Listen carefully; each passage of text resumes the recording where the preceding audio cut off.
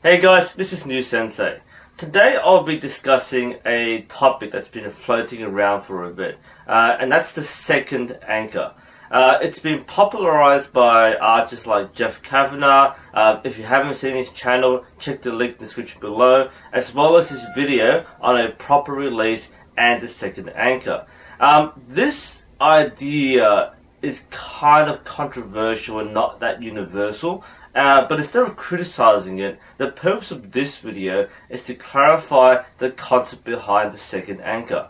To briefly summarize what the second anchor is, it's basically a second reference point. Your first anchor is where you touch when you first come into full draw. So for most trad shooters, the process is draw and you touch your corner of your mouth or your cheek area, and your second anchor is what you do after you release. It may involve touching the back of the ear, touching the back of the neck, or touching the top of your shoulder using your thumb. In practice, your second anchor might look something like this. And see in that shot, I finish with my hand and thumb resting on my shoulder. I used to do this with my Olympic recurve, but I no longer do so naturally. Even when I first picked up traditional bare bow, I didn't make use of a second anchor. In fact, my shot process with bare bow is that there's no second anchor involved. And the point of this is to talk about how it's actually not very widely taught. It's not a generally accepted coaching method, and not that many people use it. Yet it's become very popular in some circles as a standard method. In fact, if you're being coached, you may find that you'll be told not to do this. One thing you have to keep in mind when learning archery, especially from video resources, is not to copy people, but to understand or try to understand why they do certain things. Archery is a very personalized sport. Different methods will work for different people. This is because people have different body structures, different attitudes, and different problems. So what might work for a fully trained professional Olympic archer won't work for you necessarily. That's why if you watch someone like Brady Ellison shooting the World Championship, I wouldn't tell you to copy his form unless he's doing something that would suit you. Likewise, I wouldn't tell people to go watch Byron Ferguson and copy his techniques, because he has a very adept way of shooting, which is honed after decades of experience, which will work for him, but won't work for a beginner. Kavanagh, for context, is a self-taught archer. He's been shooting for 43 years. Now, being self-taught isn't a bad thing. He is a good archer. Just watch him on his channel. He's a very competent archer. But he even admits that it's 43 years of developing bad habits, and it's something you have to keep in mind. He's built his style of archery over 4 decades of trial and error, and that means that he doesn't have the same exposure or experience of explaining certain concepts the way a professional coach would. So while his advice isn't wrong, he's not wrong. The way he explained it, I feel, doesn't really address the problem. There's a bit of irony in this, because he made the video to address the form problems that he saw. But the way he explained it, and it's not his fault necessarily, can be misunderstood or misinterpreted to mean different things. And the result is that people are adopting his advice, but are creating more form problems. In my opinion, and just listening to the explanation given in the video, the second anchor doesn't really address the problem that was identified, and that's having a bad release. Now, a good release is a release that is natural and allows flow. So, coming to your anchor, your fingers relax and the string rolls off your fingers. So there's natural flow and dynamic movement in your hand, not conscious movement, but simple, elegant, relaxed motion. A bad release is something that is very staggered, jerky, something which breaks the line. So if you're shooting here, you find that some people will throw their hand off to the side, and that breaks the line of the shot. A natural good release will follow the line of the shot. You come in, you follow through, and that line is maintained. A bad release will kind of keep it off and flick or pluck the string. The first thing I noticed about the second anchor is that it has nothing to do with the release. The second anchor is a follow through. If you have a bad release, then it doesn't matter where your hand finishes. If you're just flapping around here by plucking the string, then touching here won't change that. You have to address this problem. You need to get your fingers to work together and to release smoothly. Doing this will not make that happen.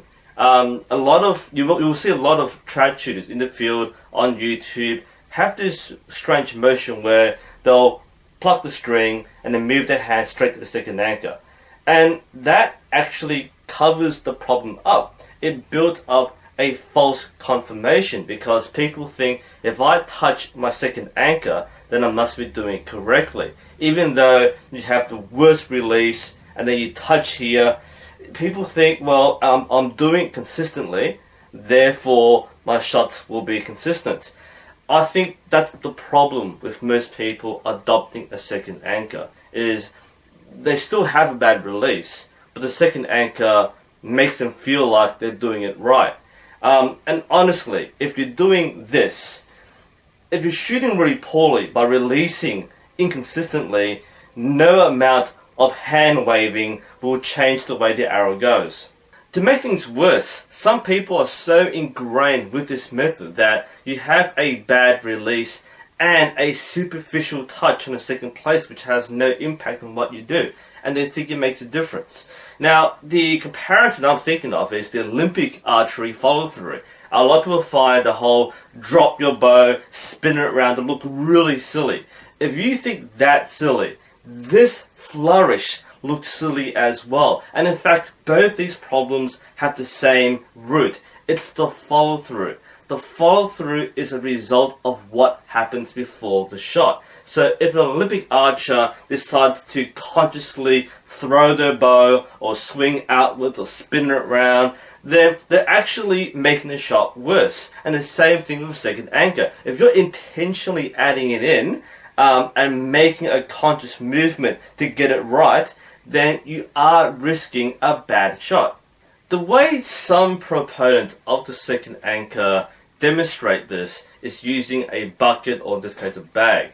You hold the bag the same way you hold a bowstring and you let go. That's the motion of the release. But what happens is that your hand, if you're pulling it up and you're holding it up, what will happen naturally is that your hand will move up because that's Newton's third law of motion in action. But I don't understand how this explains the need for a second anchor. If you're dropping the bag, that's all you need to do. That's a release. You release the bowstring, your hand moves backwards. If you do touch a second part of your body, that's basically an incidental contact, and that might be your natural alignment. But what a lot of people who shoot with a second anchor do, it looks like this. Release, touch. That's what it looks like. It looks very unnecessary and very superficial. Drop like that, or something which is really out there. It doesn't make any sense in the process. The overall problem with the second anchor is that you are adding a conscious action after a conscious action. So your release is conscious and then your second anchor is conscious. What should be the case is both the release and the follow through should be subconscious. You shouldn't have to think about how your fingers are coming off the string, and you shouldn't have to think about where your hand is finishing. This can't be forced. What really matters is that both these actions are in tune with what you are doing. Now, if you are shooting, your hand goes elsewhere, then we can address that. That might be a release problem, there might be an alignment problem. But the second anchor doesn't really address that. Where your hand finishes doesn't matter that much. Now, of course, if you break your alignment, then yes, that's a problem. But as long as you maintain the horizontal line, it doesn't matter where you touch. It could be here, here, here, here. It doesn't matter. Now, for most people, the perfect release is a few inches behind the jaw. Any more is generally considered excessive movement. Some people do add some flourish to add a second confirmation, but for the most part, you don't need anything more than that. That means for the most part, you don't need a second anchor. In my mind, the correct way to incorporate a second anchor into your shot process is if both the release and the second anchor are natural and subconscious.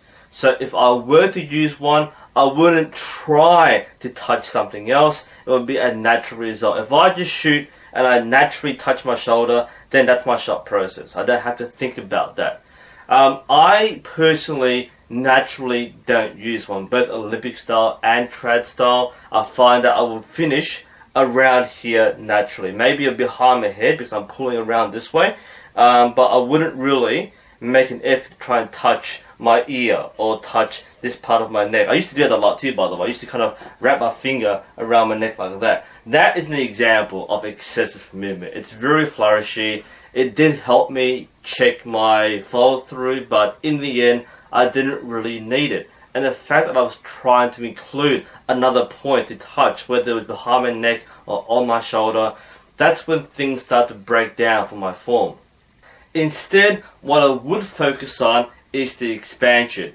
Once you get your back muscles engaged and you continue the shot process and expand, that's when you focus. You don't focus on what your hand does afterwards, but you focus on what you're doing here, you let go, and then things will naturally fall into place without you having to consciously move your hand around. And I can still tell if I'm doing a bad shot. A bad shot will give you different feedback to your normal shot process. You feel that feedback through your body, through your back, through your shoulders. If you have bad back tension or you have bad alignment, you can feel that. If I shoot really poorly here, if I go like that, then I'll know that I haven't anchored properly. I know I haven't engaged my back muscles. I know I'm collapsing. I didn't really need a second anchor to tell me that. I could still shoot poorly and do a second anchor, but that would not give me the right feedback. The right feedback is the feeling of having the right control of the bow through your body, through your expansion, through your whole shot process. I would only advise using a second anchor if you mentally need something to aim for so that you remember to release and follow through correctly. If you are the sort of person who can't remember to release well, then if you have to remember to aim behind your neck, then that can help you. But at the same time, it can't be a conscious action. You can't try to aim for here. That I think is the difference between a right and wrong way.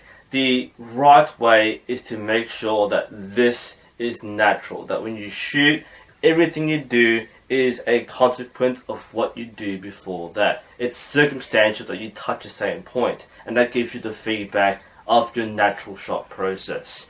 If you are consciously and actively trying to touch this, then you are defeating the point of a second anchor. Can you still shoot well with a bad second anchor? Yes, you can. Especially if you're shooting at short distance or mid-ranges. And you see quite a few trad shooters do this by going stumping or doing 3D archery, and they'll shoot at about 30 meters, and that's fine. It's good enough for what they do. So this doesn't introduce that much inconsistency, even though it might be a bad release and a bad second anchor. But for an Olympic style archer, I would really refrain from using a second anchor unless you really need something to remind you to follow through. This sort of thing can introduce a lot of new problems, inconsistency, which at long distance will mess you up. To summarize, the second anchor is a concept that I can understand why people would use it. I do think that most people don't need one. including a second anchor won't make your shot better necessarily. It won't make your shot smoother. It's something which some people will do because they feel like they need it.